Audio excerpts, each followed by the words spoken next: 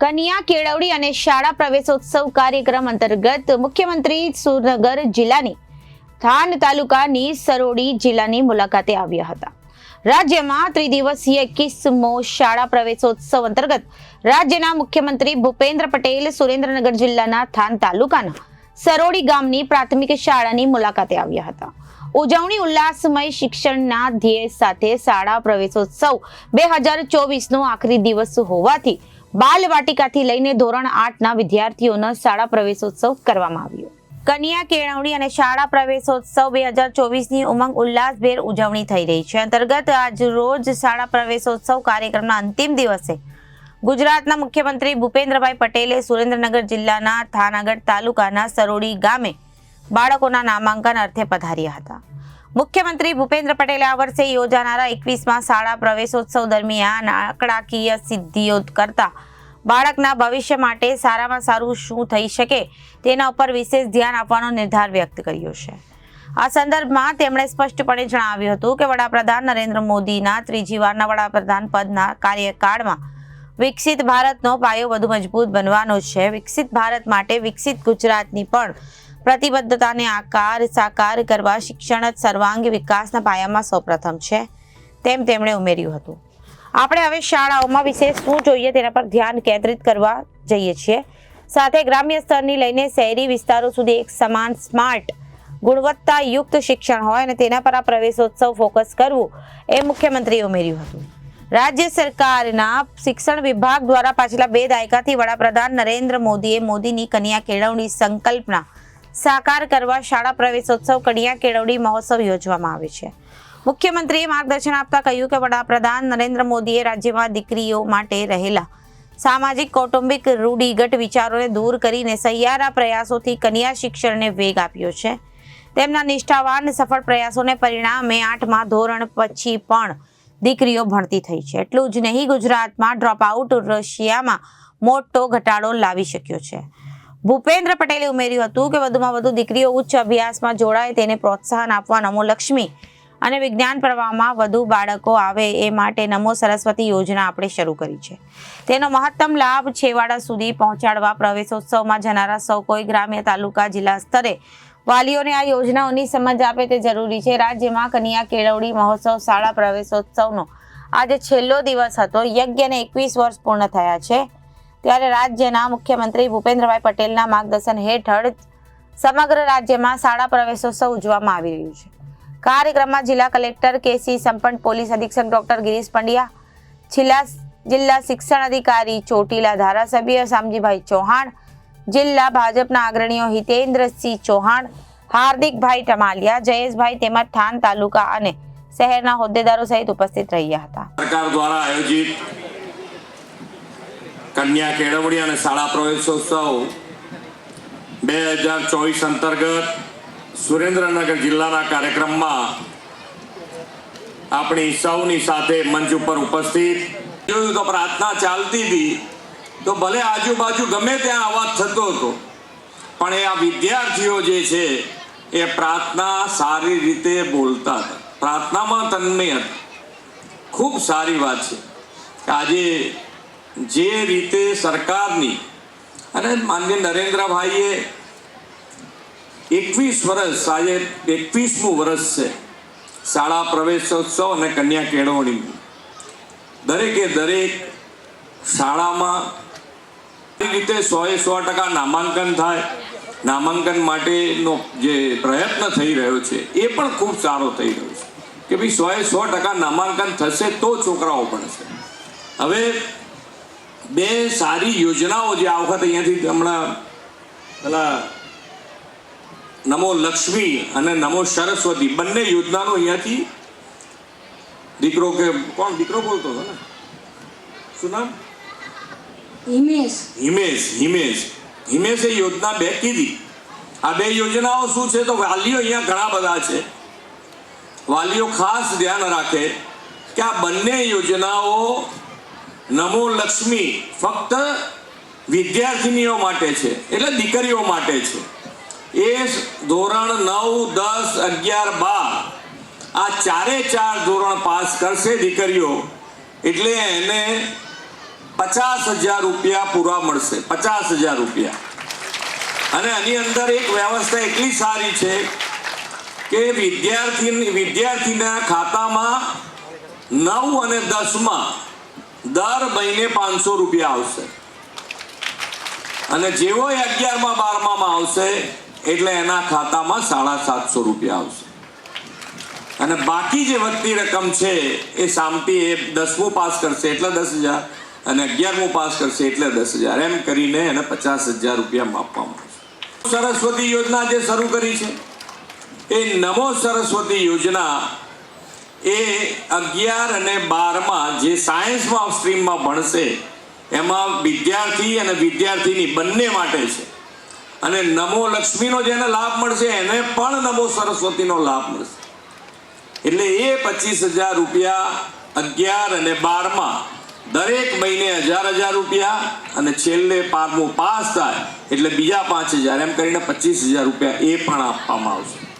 એટલે ખૂબ સારી રીતે દીકરા દીકરીઓ ભણે એના માટેની ઘણી બધી યોજનાઓ સરકાર, અને અહીંયાથી આપણે હમણાં જોયું એમ દરેક જણને સ્કોલરશિપથી માંડીને વિદ્યાલક્ષ્મી બોન્ડથી માંડીને દરેક જગ્યાએ પ્રોત્સાહિત કરવાનો સરકારનો પ્રયત્ન માન્ય નરેન્દ્રભાઈએ જે શરૂ કર્યો તો આજે પણ આપણે એની અંદર ઉત્તરોત્તર આગળ વધી રહ્યા છીએ. આ પણ દરેક સમાજને મળી રહ્યો છે. સામાજિક ઉત્થાન માટે સૌથી જરૂરી પાયામાં જો કોઈ વસ્તુ હોય તો એ શિક્ષણ છે. આપણે માન્ય નરેન્દ્રભાઈ ત્રીજી વખત વડાપ્રધાન બન્યા અને વિકસિત ભારત તરફ જ્યારે આપણે આગળ વધી રહ્યા હોય ત્યારે આપણે વિકસિત ભારતનો પણ મજબૂત પાયો જો આપણે નાખવો હશે તો એની અંદર પણ શિક્ષણ એટલું જ જરૂરી છે.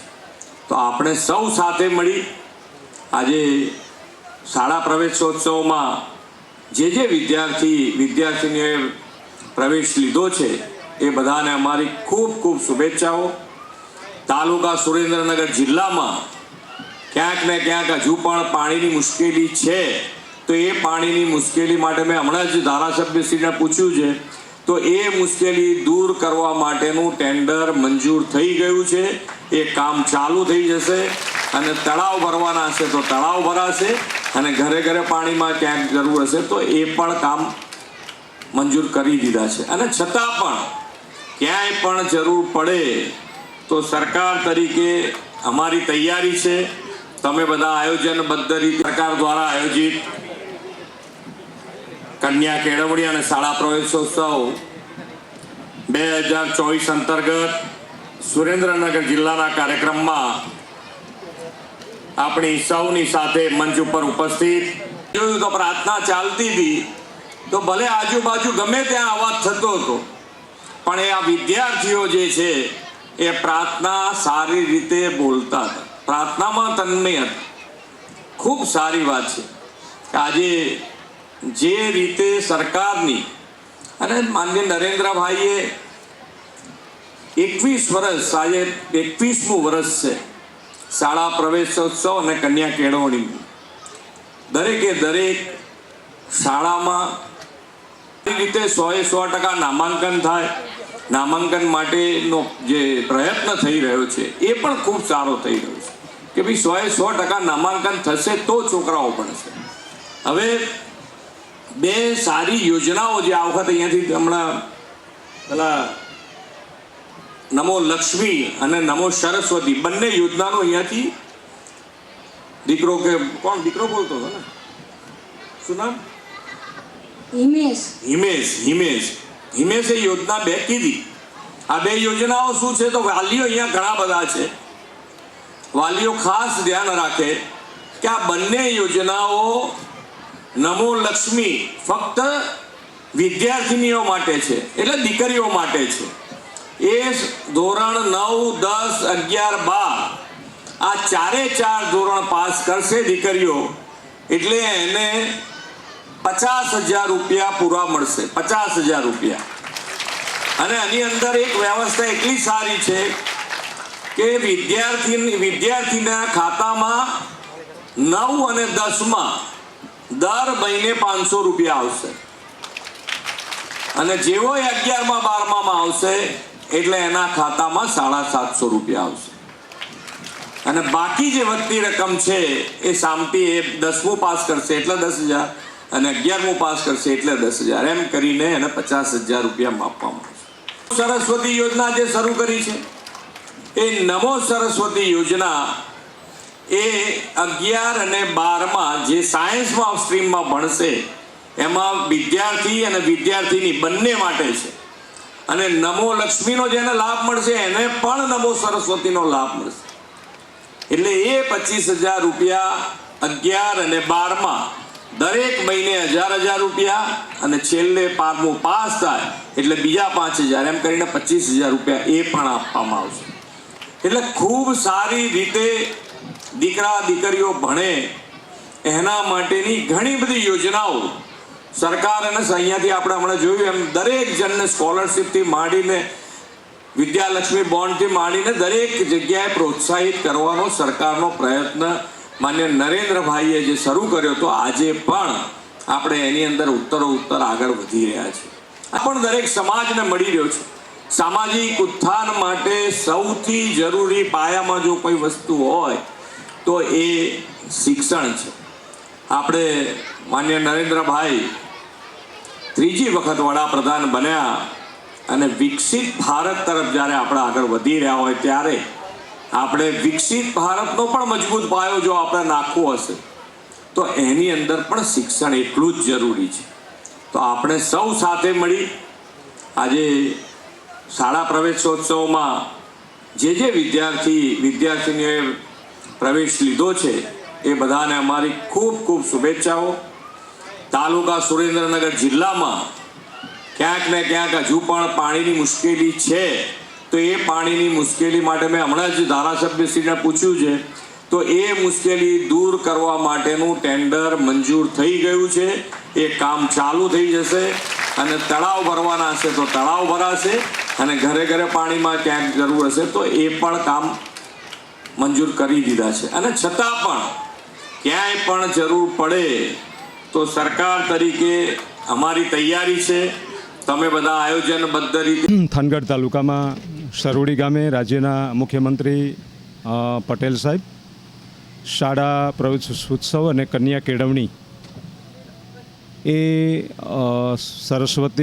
નમો સરસ્વતી યોજના અને નમો લક્ષ્મી યોજના અને વાલી દીકરી યોજના અને જ્યારે મુખ્યમંત્રી અહીંયા સરોડી ગામે શાળા ઉત્સવમાં આવવાના હતા ત્યારે થાન 24ના તમામ ગામોના અને ગ્રામજનો અને અમારા પાર્ટીના આગેવાનો અને કાર્યકર્તા દ્વારા એક સરસ મજાનો અને વહીવટીતંત્ર દ્વારા સરસ મજાનો સારો કાર્યક્રમ થાય અને મુખ્યમંત્રી જ્યારે હું તમને કહું શાળામાં એમને જે વિદ્યાર્થીઓ છે શાળાના અને શિક્ષકો છે એમની જે કામગીરી જોઈ અને ખૂબ જ પ્રભાવિત થયા છે. અને જે શાળાના દીકરા દીકરીઓ છે એમને જે કાંઈ સ્ટેજ ઉપર જે કાંઈ એમના મંતવ્યો રજૂ કર્યા એનાથી મુખ્યમંત્રી એટલા બધા પ્રભાવિત થયા છે કે ભાઈ રાજ્યનું અને સુરેન્દ્રનગર જિલ્લાનું છેલ્લું ગામ અને છેલ્લા ગામમાં આ પ્રકારની સ્કૂલ એ સ્કૂલમાં આ પ્રકારનું વિદ્યાર્થીઓને શિક્ષણ વાતાવરણ એટલે ઘણીવાર એવું બનતું હોય છે કે આખા ગુજરાત રાજ્યમાં લગભગ 50,000 સ્કૂલો હોય એમાં ક્યાંય 2 સ્કૂલોમાં થોડી વ્યવસ્થાનો ક્યાંય અભાવ જોવા મળતો હશે. ત્યારે ઘણીવાર એવું પેપરો છે અથવા મીડિયામાં એવું આવતું હોય છે કે મહોત્સવ મનાવે છે અને ઘણું બધું હજી આ છે પણ આપ બધા આજે અહીંયા સ્કૂલે આ કાર્યક્રમમાં આપ બધાએ ભાગ લીધો છે ત્યારે આપે પણ બધાએ જોયું છે કે કેવું સરસ મજાનું હું તમને કહું સ્કૂલનું વાતાવરણ વિદ્યાર્થીમાં એકદમ ટેલેન્ટ વિદ્યાર્થીઓ અહીંના છે અને ખૂબ જ સારી રીતે એમના શિક્ષકો એમને તૈયાર કર્યા છે.